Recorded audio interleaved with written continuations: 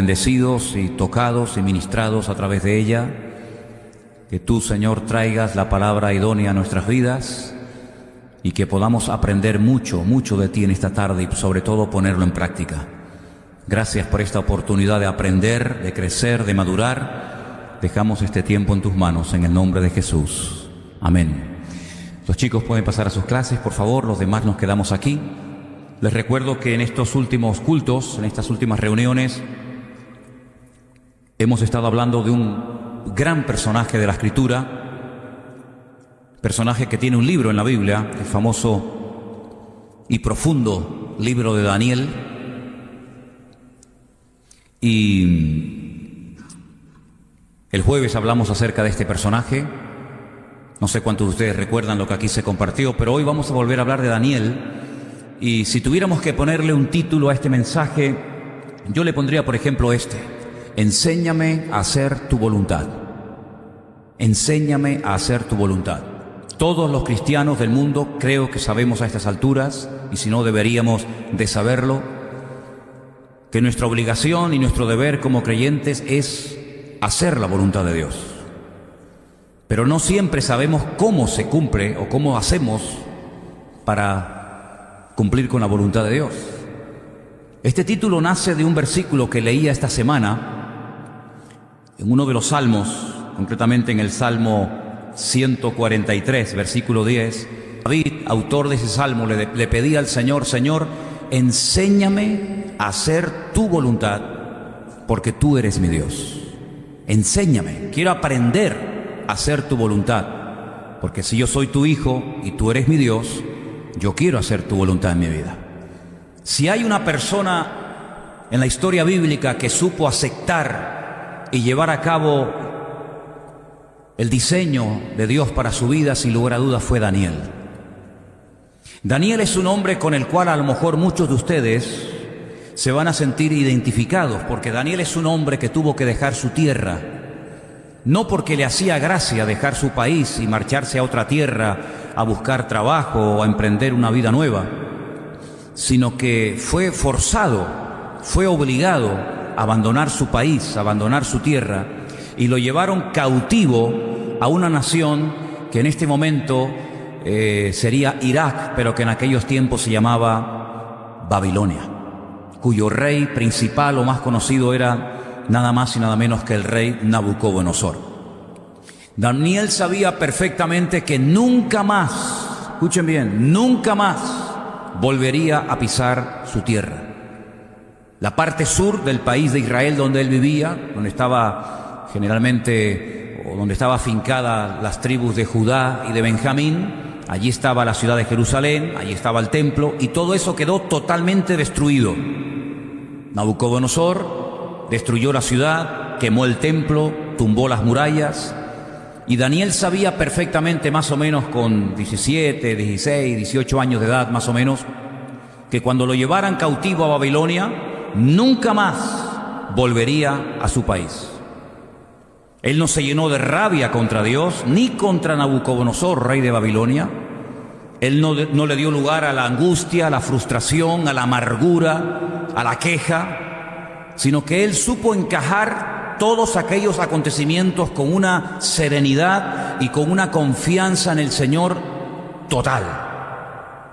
Porque él sabía perfectamente que aquellos acontecimientos no habían ocurrido por casualidad. Él sabía perfectamente que detrás de la destrucción de la ciudad, detrás de la destrucción del templo, etcétera, etcétera, algo había sucedido en el mundo espiritual, algo había ocurrido durante mucho tiempo en ese lugar que había provocado esta catástrofe nacional.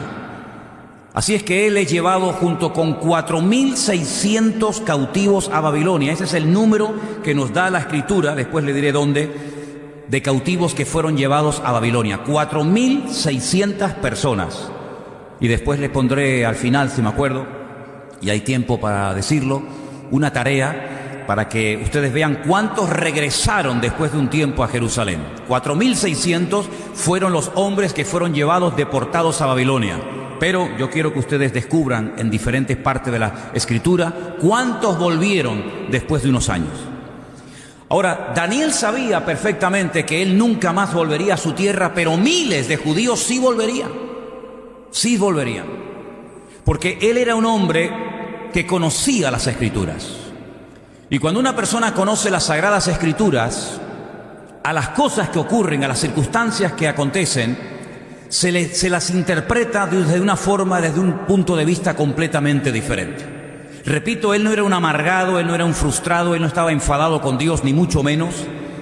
Pero él sabía perfectamente que detrás de todos estos movimientos de multitudes de personas, de muertos, de cadáveres, de incendios, de destrucciones, de guerras, etc., Dios tenía todo bajo control. Y a través de un profeta, que ahora vamos a leer algunos de sus textos, él sabía perfectamente que miles de judíos volverían algún día otra vez y restaurarían la ciudad de Jerusalén, y volverían a reconstruir el muro, y volverían otra vez a reconstruir el templo, etcétera, etcétera. Pero vamos primeramente a Daniel capítulo 9, los 2 primeros versículos de este capítulo extraordinario.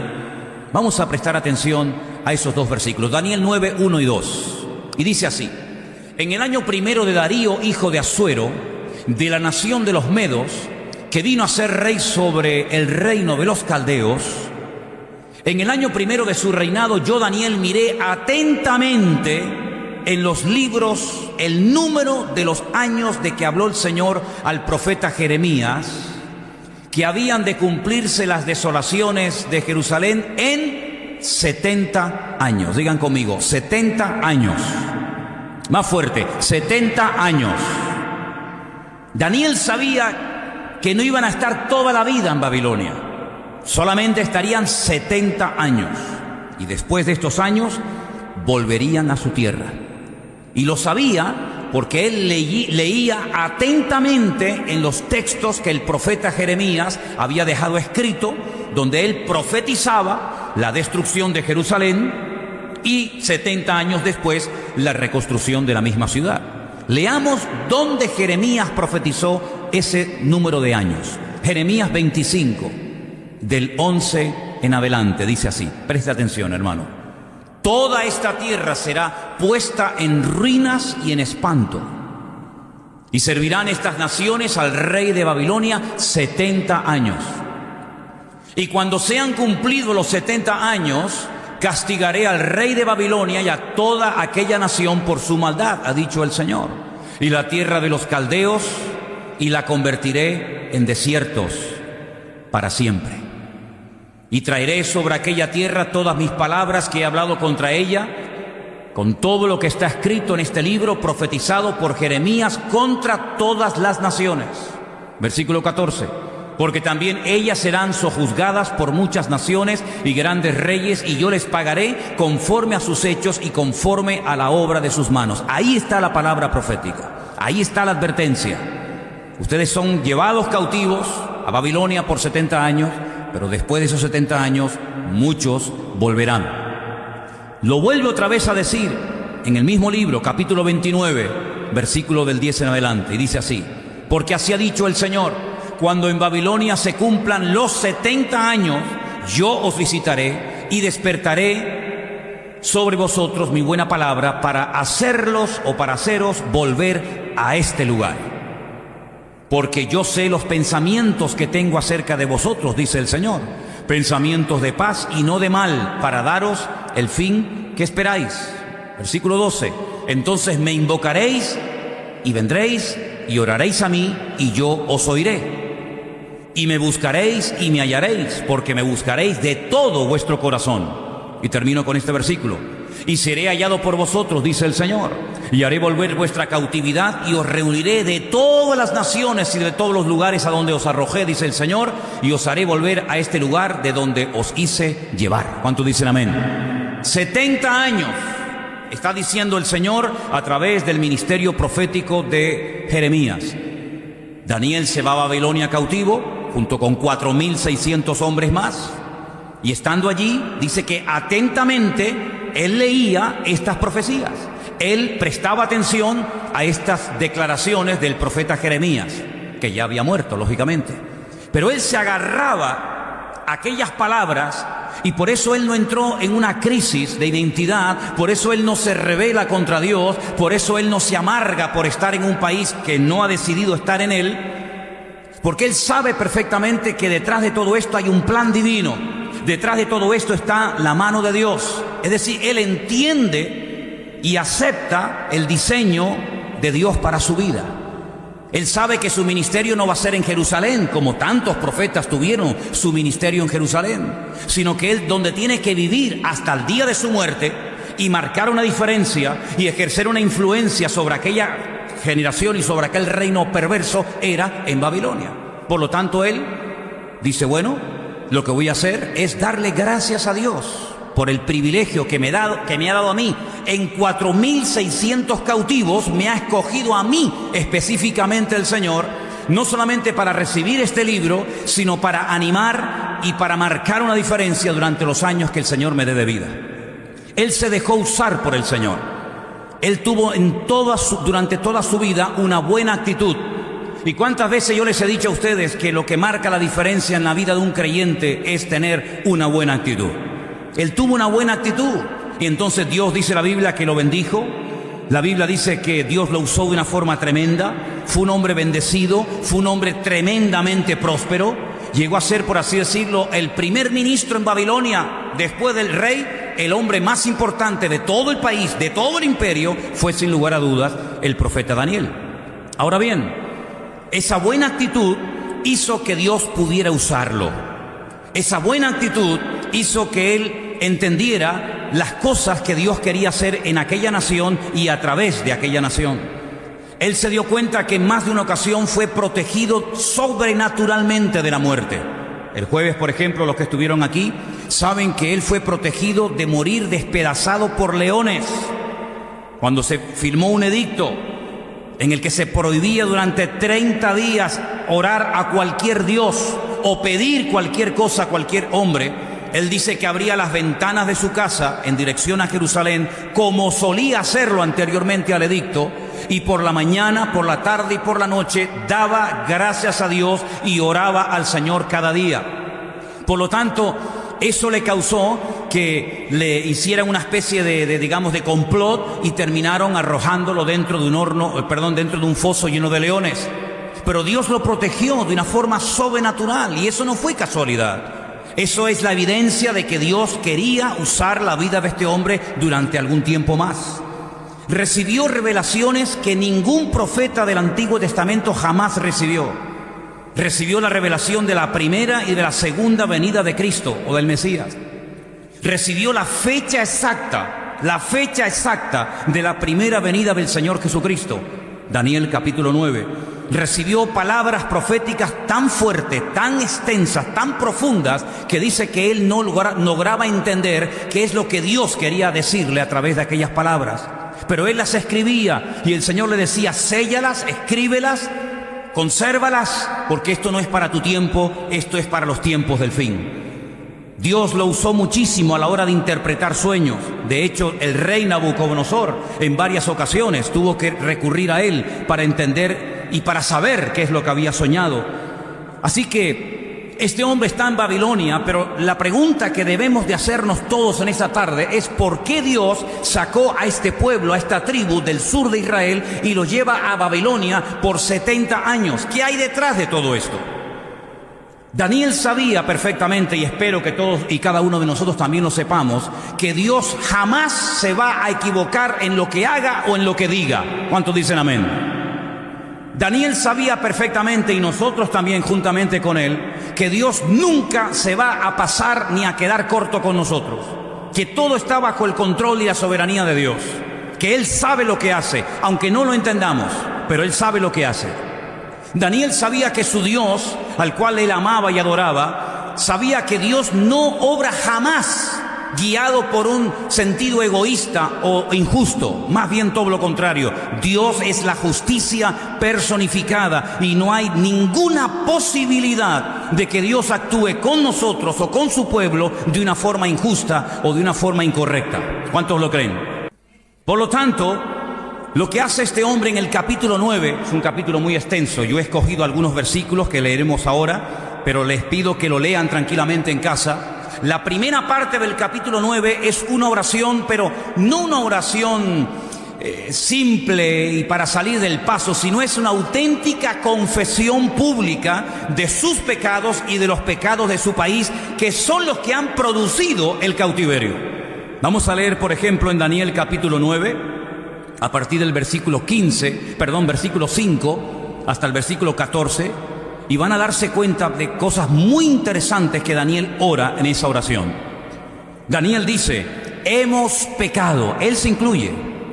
Hemos pecado, hemos cometido iniquidad, hemos hecho impíamente, hemos sido rebeldes, nos hemos apartado de tus mandamientos y de tus ordenanzas. No hemos obedecido a tus siervos los profetas, que en tu nombre hablaron a nuestros reyes, a nuestros príncipes, a nuestros padres y a todo el pueblo de la tierra. Tuya es, Señor, la justicia y nuestra la confusión de rostro, como en el día de hoy lleva todo hombre de Judá, los moradores de Jerusalén y todo Israel, los de cerca y los de lejos, en todas las tierras a donde los has echado a causa de su rebelión con que se rebelaron contra ti. Oh Señor, nuestra es la confusión de rostro de nuestros reyes, de nuestros príncipes y de nuestros padres, porque contra ti pecamos. Oh Señor Dios nuestro, del Señor Dios es el tener misericordia y el perdonar, aunque contra Él, otra vez lo menciona, nos hemos rebelado. No obedecimos a la voz del Señor nuestro Dios para andar en sus leyes que Él puso delante de nosotros por medio de sus siervos los profetas. Todo Israel traspasó tu ley, apartándose para no obedecer tu voz, por lo cual ha caído sobre nosotros la maldición y el juramento que está escrito en la ley de Moisés, siervo de Dios, porque contra él pecamos.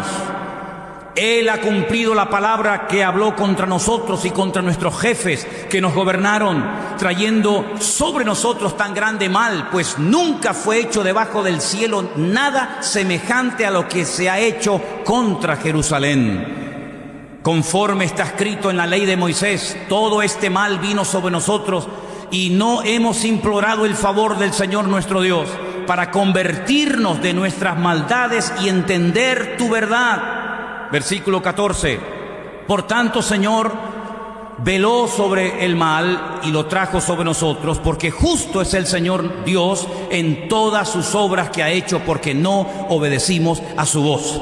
Si ustedes leen todo el capítulo 9, o gran parte de este capítulo, se van a dar cuenta de que Daniel se da cuenta de que ha habido rebeldía, ha habido desobediencia, ha habido pasotismo, ha habido frialdad, ha sido un desastre la relación del pueblo con Dios. Y todo eso ha traído como consecuencia que el país esté peor que nunca. ¿O ustedes creen que los países caen de la noche a la mañana de un nivel de riqueza a un nivel de miseria así por arte de magia o de gracia? No, hay un proceso, hay una descomposición moral y espiritual detrás de todo eso. Hay leyes injustas, hay pecado, hay soberbia, hay rebeldía, hay brujería, hay santería, hay adulterio, hay muerte, hay injusticia. Es un cúmulo de cosas. Y Daniel sabe perfectamente que ellos se merecen estar allí en el cautiverio, porque por la vida que han llevado, por no haber tenido una sana y correcta relación con el Señor, ahora están sufriendo las consecuencias. Y por eso él dice: hemos pecado, no hemos obedecido tus leyes, hemos hecho caso omiso de los profetas que venían y nos hablaban en tu nombre, no obedecimos tu ley. Este pueblo se acostumbró a vivir así, como muchos hoy en día se acostumbran a vivir en desorden y creen y se engañan a sí mismos que Dios no se entera o no va a actuar en consecuencia. Esta gente decía: somos judíos, el pueblo escogido de Dios, Dios vive aquí. Por si no lo sabían ustedes, el único lugar del mundo donde el Dios nuestro, al cual adoramos y servimos, decidió vivir 24 horas al día y no salir de ahí nunca, fue en la ciudad de Jerusalén, en el Santo Santorum, en el lugar santísimo del templo de Jerusalén. Esto creó en ellos, más que un sentido del deber y de la responsabilidad, un orgullo nacional, diciendo: Dios no vive en Babilonia, Dios no vive en Nínive, Dios no vive con las naciones que nos rodean, pero nuestro Dios vive con nosotros, está con nosotros. Tenemos el arca del pacto, el arca sagrada, tenemos las tablas de los 10 mandamientos, tenemos los querubines, tenemos el altar del incienso, no tenemos nada. Se convirtió en un pueblo de gente religiosa que creían que eran intocables, porque vivían en Jerusalén, porque eran judíos y porque eran descendientes de los patriarcas Abraham, Isaac y Jacob. Y se acostumbraron a pecar y también se acostumbraron a ir al templo.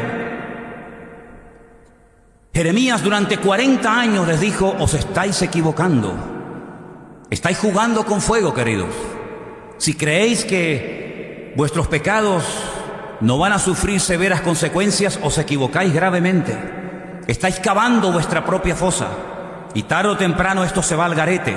Y ese templo del cual estáis tan orgullosos, un pagano, el rey más pagano y soberbio, lo va a destruir. Se reían del profeta, lo azotaban, lo escupían, lo metían dentro de una cárcel para taparle la boca. Pero Jeremías seguía y seguía, noche y día, 40 años, mañana, tarde y noche, mañana, tarde y noche. Toda una generación escuchó las palabras de advertencia de Jeremías. Creían que era un traidor, que se había pasado al enemigo, porque las tropas de los caldeos, de los babilónicos, habían rodeado la ciudad de Jerusalén, y él les decía a los soldados de Judá, él les decía al rey de Israel, de Judá: arrepiéntanse, y si no se van a arrepentir, no sigan peleando, porque esta batalla no la vais a ganar. Dice que de esta manera los enemigos decían de Jeremías que desmoralizaba a las tropas, que hacía que los soldados tuvieran miedo y pensaran en la posibilidad de entregar las armas al enemigo. Pero él les decía: no peleen una batalla que no van a ganar, en la cual pueden perder la vida, porque por vuestros pecados, por vuestra idolatría, etcétera, etcétera, esta ciudad va a ser destruida. Y así fue. Ellos creyeron durante muchos años que Jerusalén era intocable, la ciudad del gran rey, en el monte de Sión, donde tenemos allí nuestro templo, nuestra Torá, etcétera, etcétera. El enemigo no podrá entrar a esta tierra porque estamos protegidos de la mano del enemigo. Hermanos, nosotros los cristianos estamos protegidos de la mano del enemigo, sí, claro, pero siempre y cuando estemos alineados con él. Si estamos conectados con el Señor, si estamos viviendo según su voluntad, nada ni nadie nos puede parar ni destruir. El enemigo ni siquiera se puede acercar a nuestra vida. Pero en el momento en el que bajamos la guardia, en el momento en el que no hacemos la voluntad de Dios, somos tan vulnerables como cualquiera. Y eso fue lo que ocurrió. Jerusalén fue destruida. Se preguntarán ustedes: ¿y por qué enfatiza tanto el profeta Jeremías 70 años, 70 años, 70 años? ¿Por qué? Ya lo hemos explicado en varias ocasiones. Para los que lo saben y para los que lo ignoran, lo volveré a repetir. Dios les dio al pueblo de Israel una ley, una Torá, unas instrucciones, en las cuales hay 613 mandamientos. No solamente los 10 mandamientos que la mayoría de la gente conoce y cumplen los que le interesa, y los que no le interesa los dejan a un lado, sino que les dio 613 mandamientos. Y ahí estaba toda la vida del pueblo de Israel controlada. Fueras agricultor, fueras ganadero, fueras profeta, fueras juez, fueras rey, casado, soltero, viuda, separado, convertido, da igual. Allí estaba todo lo que Dios quería que el pueblo supiera. Una de las leyes que le dio, de las 613, consistía en el reposo de la tierra, en el descanso de la tierra cada 7 años. La Shemitah. Una ley que lógicamente solamente podían cumplirla los agricultores. El que no era agricultor, pues no le afectaba directamente, pero el que era agricultor tenía que dejar sus campos, sus fincas, sus terrenos al 7º año sin sembrar. Reposo total y absoluto de la tierra. Dependencia total del Señor, creyendo que la cosecha del 6º año sería tan abundante que podrían vivir el 6º, el 7º y lógicamente el 8º, porque si no habían sembrado el 7º no había cosecha para 8º. 490 años permaneció Israel desde que entró con Josué, ¿se acuerdan? Desde que entró con Josué a la tierra prometida hasta que ocurre el cautiverio en Babilonia pasaron 490 años. Si cada 7 años tenían que dejar reposar la tierra y nunca lo hicieron en 490 años, quiere decir que durante 70 años la tierra no reposó. 70 por 7, 490. Esa es la razón por la que el profeta Jeremías dice 70 años, 70 años, 70 años. Hay un versículo que quiero que leamos en esta tarde para que veáis cómo Dios quería que la tierra reposara sí o sí. Segunda de Crónicas, capítulo 36, versículos 20 y 21. Mire cómo lo explica perfectamente ahí el texto. Los que escaparon de la espada fueron llevados cautivos a Babilonia y fueron siervos de él y de sus hijos hasta que vino el reino de los persas, para que se cumpliese la palabra del Señor por boca de Jeremías, hasta que la tierra hubo gozado de reposo. ¿Lo veis? Porque todo el tiempo de su asolamiento reposó, hasta que los 70 años fueron cumplidos. Ellos pensaban que eso de dejar reposar la tierra cada 7 años no era tan importante. Otras cosas eran más importantes, pero esa, al fin y al cabo, algo que hay que hacer cada 7 años, si no lo hacemos, no pasa nada. Y hay muchísima gente hoy en día así. Si yo hago esto, aunque 100% no sea la voluntad de Dios, no pasa nada. Si no vengo a la iglesia, sino cuando me da la gana, no pasa nada. Si no oro, no pasa nada. Si no apoyo la obra de Dios con mis diezmos y ofrendas, como dice la Biblia, no pasa nada. Si llevo una doble vida y mi vida privada es completamente opuesta a mi vida pública, no pasa nada. Si no leo la Biblia mucho y no aprendo textos de la Biblia y no evangelizo y gano almas para Cristo, no pasa nada. Si vengo aquí o no vengo, no pasa nada. Y así van muchos por la vida, no pasa nada, no pasa nada, no pasa nada. Así se acostumbró a vivir Judá y Benjamín, con el no pasa nada. Dios es bueno. Y claro que Dios es bueno, y claro que Dios es amor. ¿Y quién dice lo contrario? Pero ese Dios que es bueno, ese Dios que es amor, también es un Dios justo. Y establece leyes y normas, te gusten o no te gusten. No es Dios el que se tiene que adaptar a nosotros. Somos nosotros los que tenemos que adaptarnos a Él y obedecerle a Él. No es que yo pellizco de la Biblia, esto me gusta, esto me gusta, esto me gusta, pero esto no me hace gracia, lo dejamos para un lado. O como algunos hacen, creyéndose sabios, y dice que algunos queriendo ser sabios hacen necios. Esto es para los cristianos, esto es para los judíos. Y cuando me interesa me hago judío, y cuando me interesa me hago cristiano. Y cuando me interesa digo esto era para antes, y cuando me interesa digo esto es para ahora y para mí. Esa es la forma como viven muchos hoy en día, montándose su vida, su manera, ¿verdad? Con sus planes particulares. Así vivió esta gente durante años, y ahí estaban los profetas, un día, otro día, por la mañana, por la tarde, por la noche. No pasa nada, hasta que pasó. ¿Saben que el último rey, hubieron muchos, ustedes saben, el último rey que tuvo Jerusalén se llamó, ¿alguien sabe? Sedequías.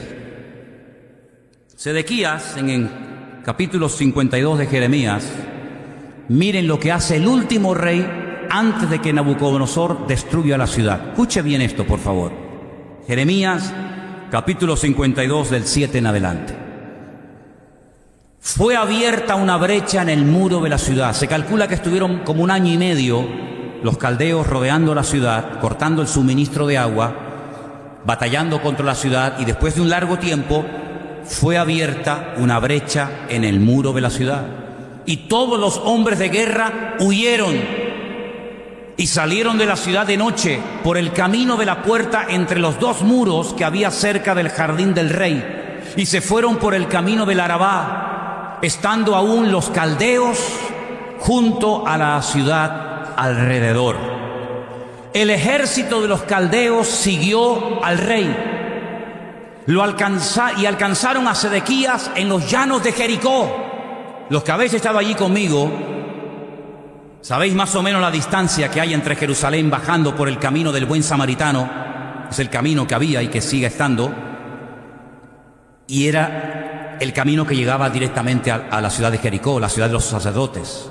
Bueno, pues allí llegó a Jericó y lo abandonó todo su ejército.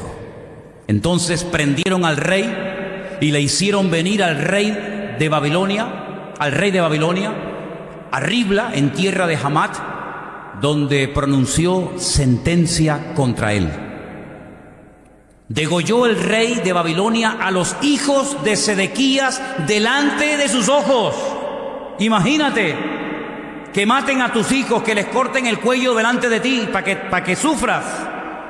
Y también degolló en Ribla a todos los príncipes de Judá. No obstante, el rey de Babilonia solo, le hizo un gran favor, solo le sacó los ojos. ¿Alguien voluntario esta tarde para que se lo saquemos a ver si duele? Solo le sacó los ojos. Gracias. Y le ató con grillos y lo hizo llevar a Babilonia y lo puso en la cárcel hasta el día que murió. Duro esto, ¿eh? ¿Te gustaría terminar así tu vida? Terrible, ¿no? Esto se podía haber evitado. La muerte de Ezequías se podía haber evitado. Jeremías le dijo: ríndete, si Dios ya no está con nosotros. Si ustedes hace mucho tiempo que se desconectaron de Dios, ¿cómo pueden pretender que Dios nos defienda cuando ustedes se han limpiado las manos y no quieren saber nada de Dios? Esto me recuerda a lo que pasó cuando cayeron las 2 torres gemelas en Nueva York, ¿se acuerdan? Muchos norteamericanos dijeron: Dios nos abandonó. ¿Por qué Dios permitió que nos atacaran en nuestra tierra y nos tumbaran las torres gemelas? Y el famoso evangelista, que ya está en la presencia del Señor, Billy Graham, dijo: ¿ahora os quejáis de Dios? ¿Ahora le echáis la culpa a Dios, al Dios que habéis abandonado? Después de haber quitado la oración en las escuelas, después de haber prohibido evangelizar en muchos estados de los Estados Unidos a una persona hablándole del evangelio, después de que habéis quitado la Biblia de muchos lugares, ¿ahora os quejáis de que Dios nos ha abandonado? Más bien deberíamos de arrepentirnos y de lamentarnos de haber abandonado nosotros al Señor y no el Señor a nosotros. Pues así pasó, así pasó. El profeta Jeremías le decía: mira, por la mala vida que llevas, Dios no te va a defender, estás solo. Y cuando uno tiene el respaldo de Dios, hermano, uno pelea hasta la muerte si hace falta. Pero cuando Dios no te respalda, ¿a qué te agarras? ¿Cuál es el punto de referencia? ¿Cuál es tu apoyo? Ríndete. No lo quiso hacer. Prefirió huir, creyendo que de esa manera iba a salvar su vida. Y dice que salió de noche por una de las puertas que aún se pueden visitar en Israel, la famosa cueva de Sedequías, donde tantas barbaridades se hacen cada año allí. Huyó con su ejército hasta el desierto, cerca de la ciudad de Jericó. Los soldados lo dejan más solo que la una, llegan, lo atrapan, lo encadenan, le ponen grillos, le arrancan los ojos, se lo llevan a Babilonia y allí matan a sus hijos delante de él y allí muere como un perro.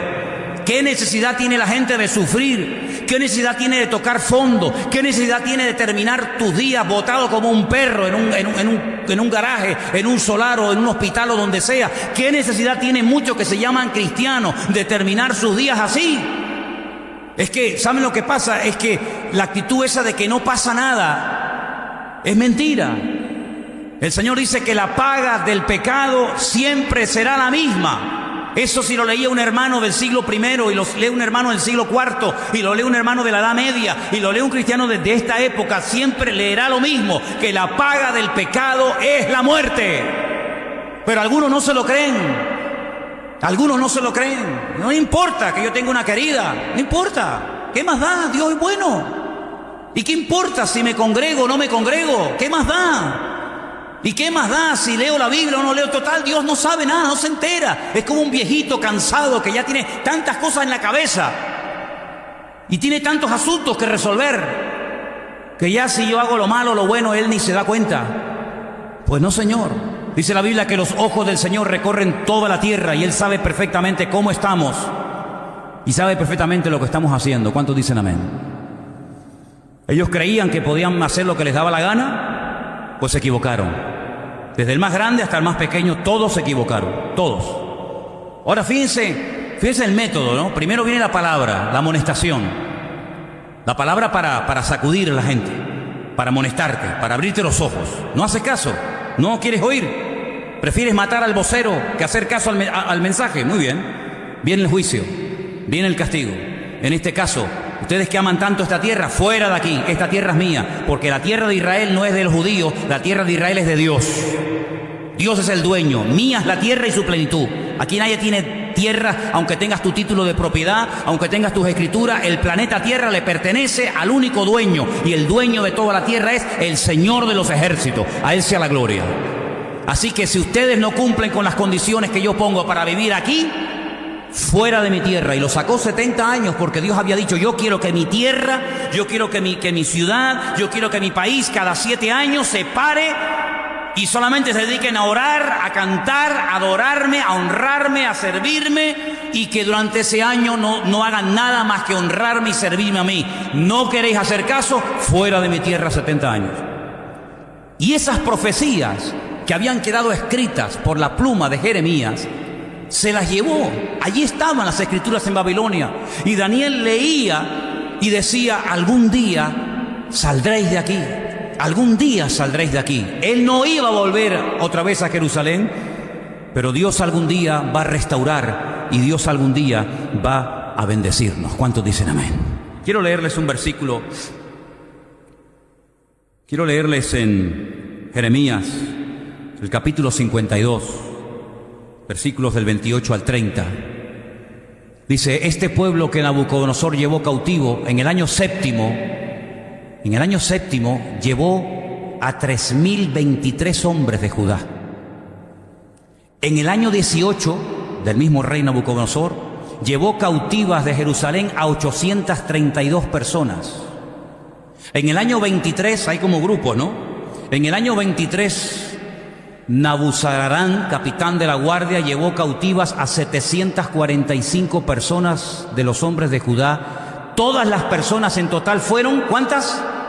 4.600. Es decir, 4.600 personas se lleva cautivas, aparte de los que había matado, los que habían destruido en Jerusalén. 4.600 personas se los lleva cautivos a Babilonia. El salmo que se leyó esta tarde tiene que ver con los cautivos que fueron llevados a la fuerza a Babilonia. ¿Se acuerdan el salmo? Pónmelo otra vez. Ese Salmo 137. Cuando llegan a Babilonia, cansados, heridos, maltratados, pero con algunos instrumentos musicales, junto a los ríos de Babilonia. ¿Cuáles son los ríos de Babilonia? ¿Por qué se llama Mesopotamia? Porque están los dos ríos, el Tigris y el Éufrates, exactamente.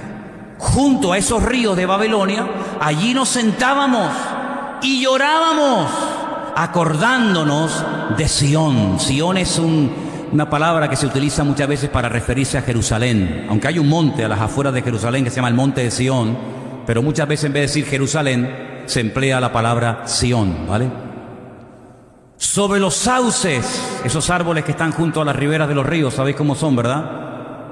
En medio de ella colgamos nuestras arpas.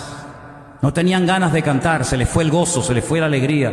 Los que nos habían llevado cautivos, los caldeos, los babilónicos, nos pedían que cantásemos.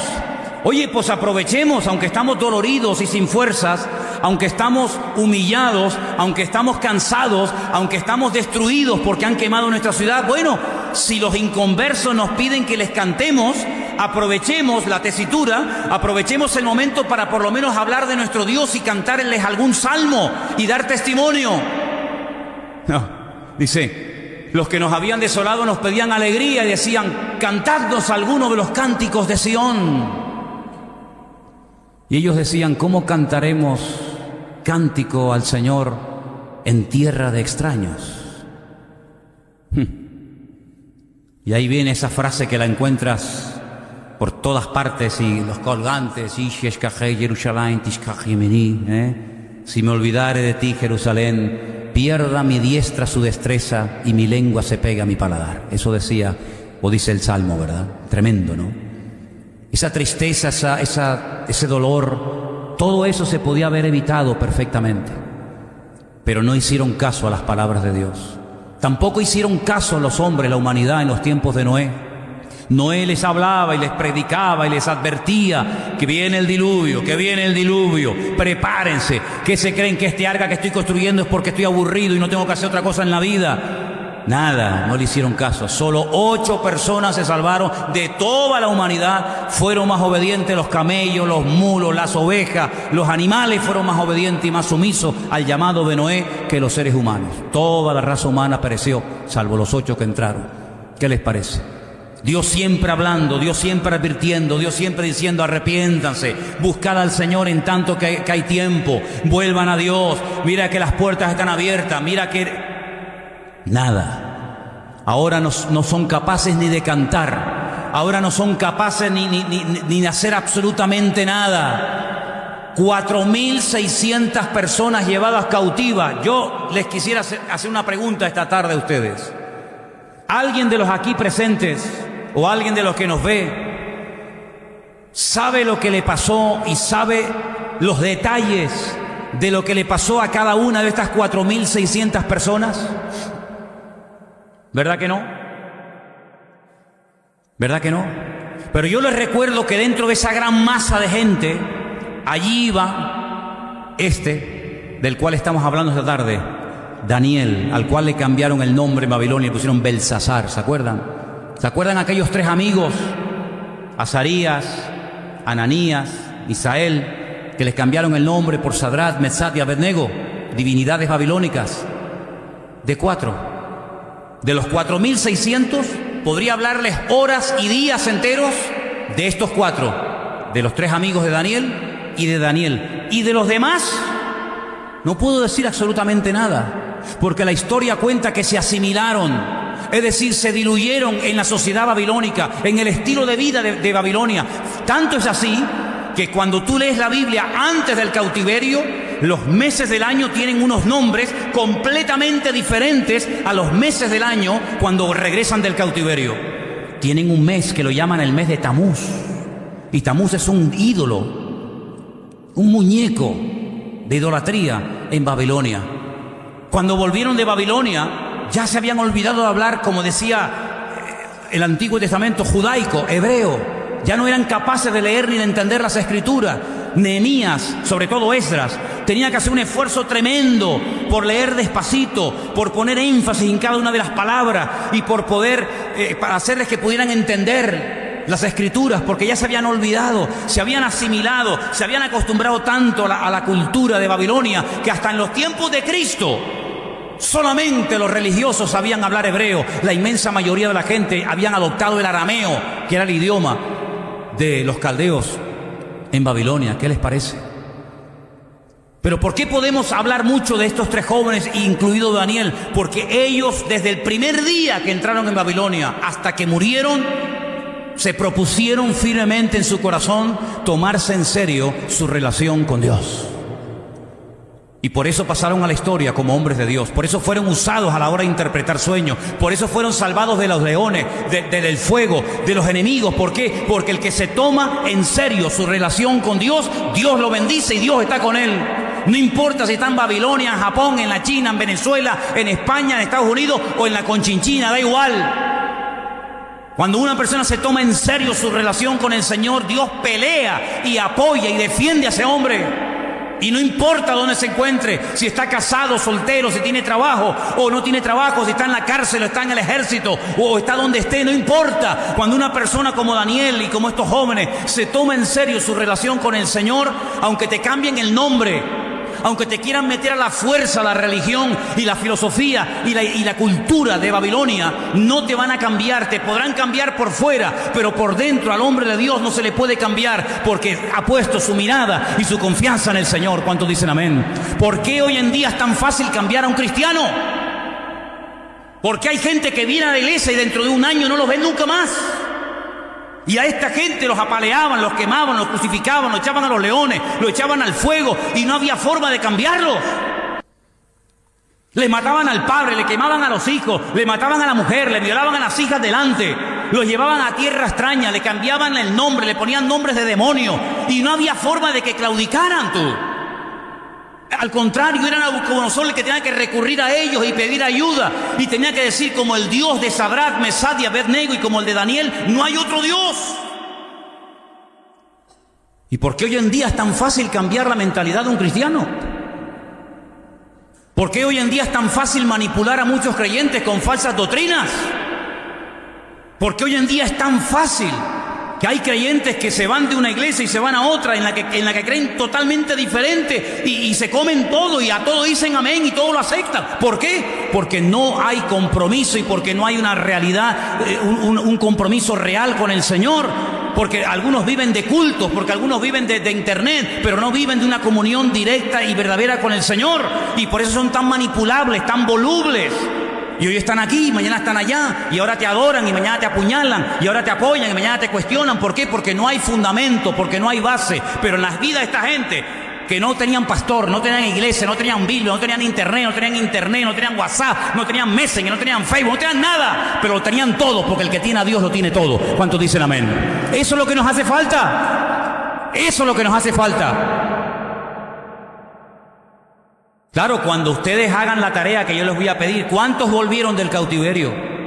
¿Podemos saber cuántos volvieron? Sí, claro. Léete Esdras, por ejemplo, y te van a dar los nombres de todos los hombres y personas que volvieron. Suma a ver cuántos volvieron. ¿Cuánto le costó a Esdras, a Nehemías y a Zorobabel? ¿Cuánto le costó animar a la gente que volvió para que arrancaran de cero y se pusieran manos a la obra y comenzaran a construir el templo? Mira, esta historia de antes, durante y después de la destrucción del templo es enorme. Hay centenares de capítulos y de información. Pero cuando vuelven del cautiverio, cargadas las alforjas, porque resulta que hay un rey llamado Ciro.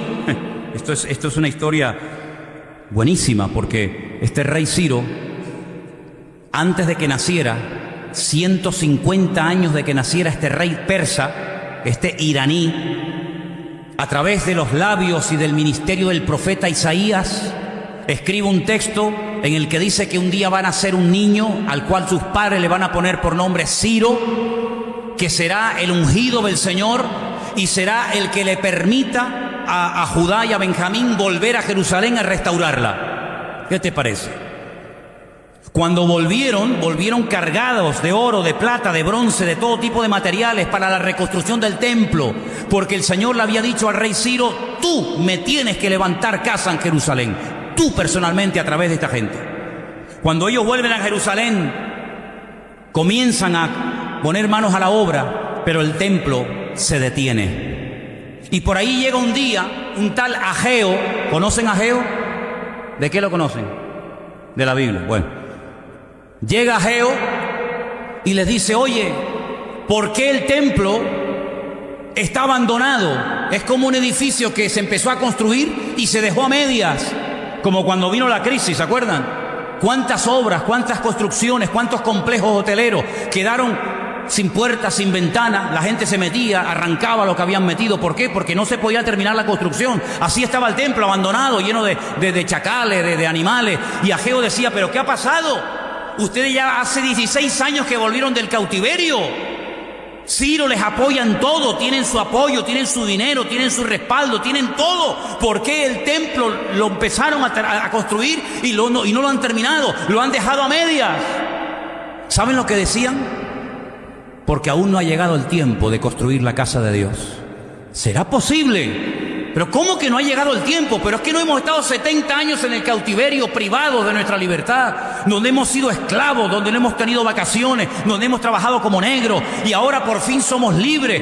El rey más poderoso de la tierra nos respalda, nos da dinero, nos manda de ayuda, y resulta que hemos empezado la obra y la hemos dejado a media. Y Ageo decía: ¿y dónde está el dinero?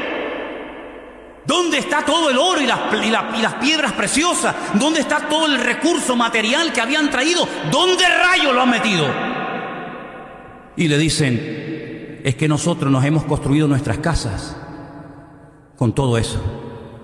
¿Cómo? Y Ageo dice: pero ¿cómo es posible que ustedes digan que no es tiempo para trabajar para Dios? Y os habéis construido unas mansiones alucinantes con el dinero que era para Dios. ¿Pero qué estáis haciendo? Cuando de esto se enteran Esdras, cuando esto lo oye Nehemías, se arrancan los pelos de la cabeza, se lanzan contra la gente. Dice: pero es que no aprendéis de la historia.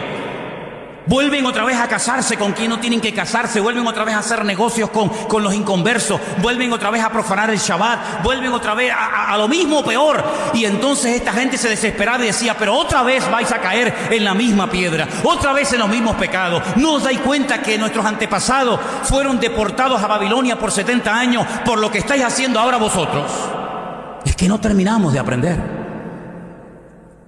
Es una tragedia que algunos cristianos tengan que enfermarse o ver a un hijo enfermo o en la droga para decir, voy a comenzar a ir a la iglesia, a orar un poquito más y a leer la Biblia. Pues existe gente así, aunque parezca mentira. Nos tienen que venir desgracias para que busquemos a Dios. Pues bienvenidas sean las desgracias. Si a través de ellas aprendemos y buscamos a Dios, que empiecen a caernos todas encima. Pero esa no es la forma, ese no es el método que Dios quiere para nosotros, que somos sus hijos y su pueblo y su amada iglesia. Él nos habla y nos instruye a través de su palabra, pero ¿cuántas veces nos tiene que hablar Dios? ¿Cuántos sermones más nos faltan por oír para darnos cuenta de que el no pasa nada es mentira? Sí pasa, aunque por un tiempo parece que escapo. Bueno, pues queridos hermanos, en este ambiente se crió Daniel hasta el día de su muerte. Él nunca más volvió a Jerusalén, él no vio el templo reconstruido, pero él fue fiel a Dios hasta el día de su muerte, porque él sabía que ese era el lugar y el tiempo en el cual tenía que servir a Dios. ¿Cuántos dicen amén? ¿Y nosotros? ¿Cuánto más les tengo que predicar ya a ustedes? ¿Saben cuántos años llevo subido a este púlpito? ¿Saben cuántos sermones hay almacenados en internet? ¿Saben cuántas horas de estudio bíblico y de predicaciones y de consejos y de oraciones hemos tenido en estos últimos 17 años?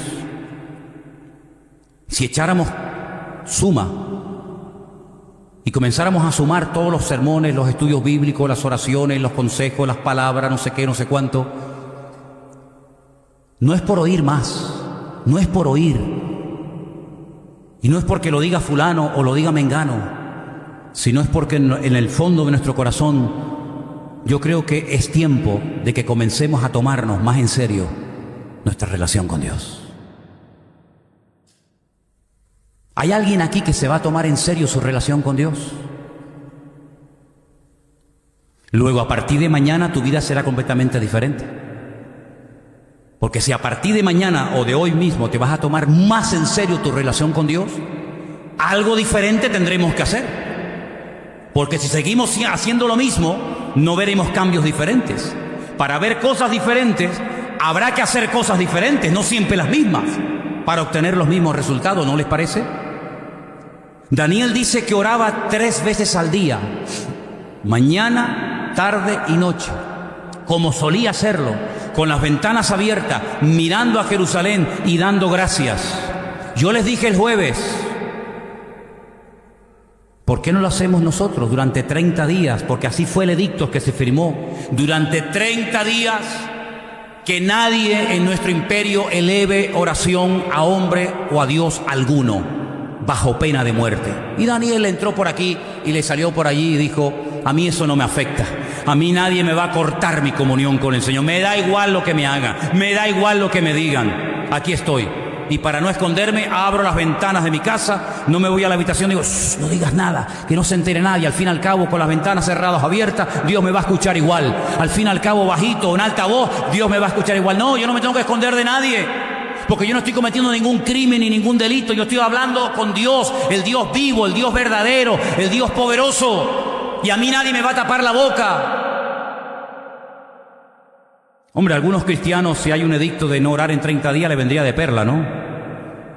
Así te evitas el tener que orar. Pero a Daniel lo mataba si le impedías tener comunión con Dios. Esa era la forma de matar a Daniel, cortándole su cordón umbilical con Dios, su relación. Y a Daniel casi le cuesta la vida. Dios lo protegió de la boca de los leones. Pero yo quiero proponerles que a partir de hoy es día 19 de septiembre, ¿no? Domingo. 16. Vale, 16. Les propongo que durante un mes, hasta el 16 de octubre, mañana, tarde y noche. Establecer un horario va a ser un poco complicado, pero por ejemplo, Cuando digo mañana me refiero a lo primero que haces nada más levantarte. Antes de lavarte la cara, los dientes, antes de ir al baño. Una vez que pongas ya el pie fuera de la cama, de rodillas. Y haces una oración. Aviva tu obra, aviva mi vida y que yo sea una persona como tú quieres que yo sea. Al mediodía, antes de comer, después de comer, como prefieras, otra vez de rodillas. Señor, aquí me tienes, cambia mi vida, aviva mi casa, aviva mi vida, mi ministerio, avívame, cuídame, protégeme, ayúdame, guárdame, bendice tu obra. Por la noche, pongamos antes de dormir, lo que ya dormido va a ser complicado. Nos ponemos otra vez de rodillas.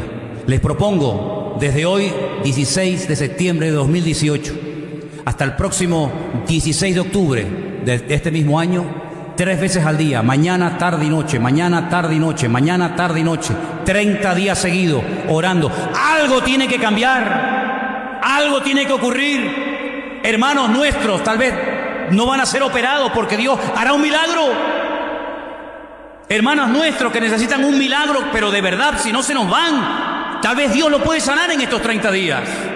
Hijos tuyos, hijos que se te fueron y no saben ni dónde andan metidos, que no quieren saber nada de Dios, ni de la Biblia, ni de iglesia, ni de nada. ¿Quién sabe si estando ahí sentada un día te entra y caes de rodillas y acepta al Señor? ¿Por qué no? Ese marido que se fue, o esa mujer que se fue, o esa enfermedad que tienes, o esa depresión. Oye, yo no sé, pero en estos 30 días yo tengo la confianza de que algo puede cambiar, pero hay que ser serio. Mañana, tarde y noche, mañana, tarde y noche. Y si no pasa nada, y si todo sigue igual, que no lo creo después de 30 días, por lo menos oré mañana, tarde y noche durante 30 días a mi Señor. Así que, queridos hermanos,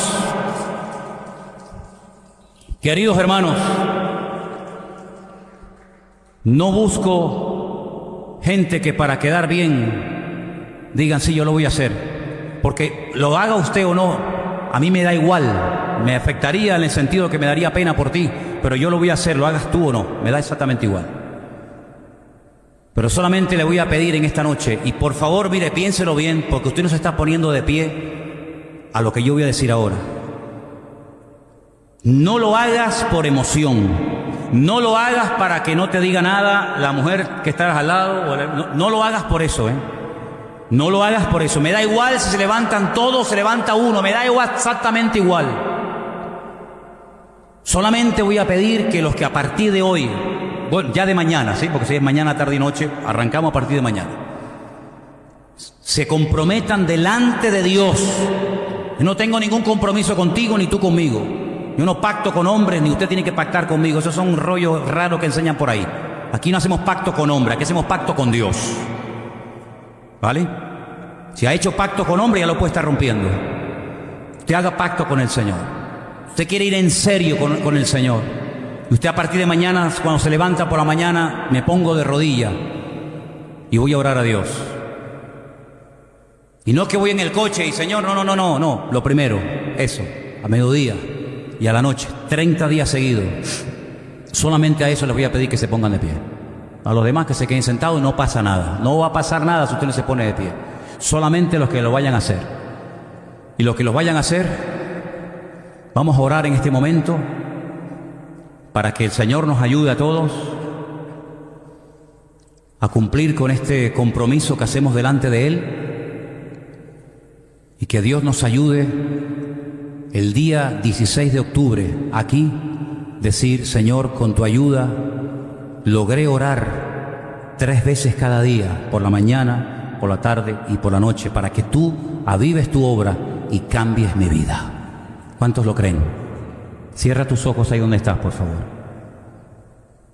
Ahí donde tú estás, Dios te está viendo, Dios te está escuchando, te conoce perfectamente. Dile con tus propias palabras al Señor ahora mismo, Señor, yo quiero, tal vez por primera vez en mi vida, comprometerme a hacer algo así. Por la mañana, nada más levantarme, al mediodía y antes de dormir, ponerme de rodillas, solo o acompañado, me da igual, pero delante de Dios, a orar por mi vida y por tu obra, Señor. Y Dios puede hacer cosas impresionantes en este mes, hermanos, créanme. Estamos a punto probablemente de ver cosas que nunca en nuestra vida se nos habían ni siquiera pasado por la mente que veríamos. Pero Dios nos puede dar grandes sorpresas. Nuestra hermana Rosy necesita un milagro. Nuestro hermano Armando necesita un milagro. Yolanda necesita un milagro. Muchos de los que estamos aquí necesitamos un milagro, un cambio, una renovación espiritual, una transformación interior. No me digan ustedes que hemos llegado a un punto en nuestra vida en el que ya estamos totalmente satisfechos y a nosotros no nos hace falta de nada. No, queridos, vamos a tomarnos en serio este mes y vamos a ir a por todas con la ayuda del Señor. Padre, en el nombre soberano, magnífico y poderoso de Jesús, tu Hijo amado, oramos, Señor, delante de tu altar y queremos pedirte que nos ayudes para que durante este mes podamos cumplir con este voto, Señor, con esta promesa de orar 3 veces por día de rodillas delante de ti, Señor. Yo te ruego, Señor, que notemos todos en nuestra vida y en la iglesia cambios poderosos a raíz de esto que vamos a hacer, Señor. Porque yo sé que tú eres galardonador de los que te buscan. Y yo sé, Señor Jesús, que si lo hacemos de corazón, sinceramente, tú vas a bendecir a tu pueblo de alguna manera, Señor. Señor, gracias de antemano te damos, porque sabemos que va a ser algo que va a traer bendición a la iglesia, a las familias, a los jóvenes, a los niños, a las maestras de escuela dominical, a cada uno de nosotros va a traer renuevo. Y también oramos porque sé que hay muchos hermanos, porque así nos lo han hecho saber, que lo van a hacer en Israel, que lo van a hacer en la península, que lo van a hacer en muchas naciones del mundo. Y te pido, Señor, que juntos, unánimes, oremos para que haya un despertar espiritual en la iglesia del Señor, que haya un apego a las Sagradas Escrituras, Señor, que haya un amor por ti, por tu obra, como jamás en la vida habíamos pensado tenerlo. Y que veamos auténticos milagros, vidas transformadas, gente sanada, situaciones transformadas por el poder de Dios. Señor, abre, Dios mío, las compuertas de los cielos y derrama de tu bendición sobre tu amada iglesia. Aleluya. Y te damos gracias porque sabemos que con tu ayuda lo conseguiremos. En el nombre de Cristo Jesús. Amén y amén. Fuertes aplausos al Señor en esta noche. Aleluya.